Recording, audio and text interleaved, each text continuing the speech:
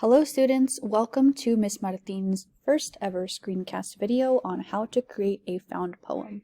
For those of you who haven't turned that in, this is a mini lesson that's designed to guide you through writing a found poem. That way you're not alone or starting from complete scratch, right? So I'm going to lead you through the steps and I'm going to give you time to pause, complete those steps. You can come back to the video. It's always going to be here for you on Canvas. All right, so step number 1, I'm going to give you some time to find a piece of prose. So that's a book page, magazine page, a recipe, yes, even a recipe. I know a lot of you were having trouble with finding words in a recipe. That's the challenge, right? To find beauty in things that aren't beautiful, to manipulate language that is from something dull or something, instructional and create it into a poem. So I'm going to give you a chance to go to the corner where we have the magazine pages or ask me or Miss there for one and find your page that you're going to use. So you can pause the video here and go find your page. All right, you have your page.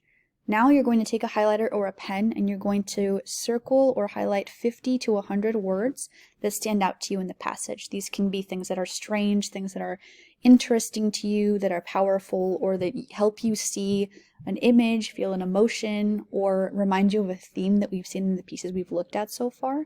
So I'll give you a moment. You can pause the video here to find 50 to 100 words that stand out to you. After you've highlighted or circled your 50 to 100 words, you're going to need a separate sheet of paper. On this sheet of paper, you're going to just list all of the words that you found in the order that you found them. I would suggest a double space between those words just so that you have room to move one, erase one, you can add 2 words total to this poem to make it your own. If you need to add a word, you can put it in there. So organize your list, double space down an extra sheet of paper, and then once you're done with that, unpause the video and we can keep going.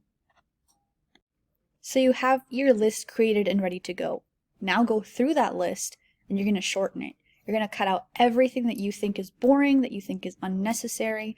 At this point with the list, you should start to see either an emotion, a theme, or an image forming. If there's a word that doesn't fit the emotion, image, or theme that you see forming, cut it out.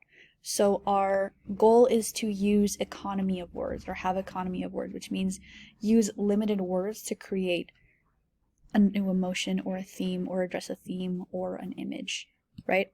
So I'll give you a second. You can pause now and you can delete all of those words that you think aren't going to be necessary.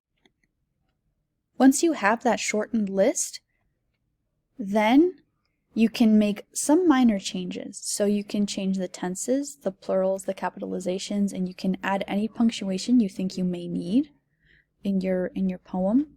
So I'll give you a second to make those minor changes. And again, if you absolutely have to, you can use only 2 words of your own and add them to that list in order to make it flow or to finish creating that new poem that you're making. Once you have that first draft of your poem, I'm going to ask you to go back to modules, go to week 3, and you're going to look at the response poem rubric. And I want you to make sure to self-assess and make sure that your poem has a strong theme. So when I read your poem, I should be able to see the theme that you are addressing. It has to have stylistic choices. So the poems that we read had choices like Maya Angelou had repetition in order to make rhythm. Sherman Alexie used rhyming in order to give it a rhythm. So it has to have some type of stylistic choice. And you can do that through punctuation, through your plurals, through repetition, like I said, or rhyming.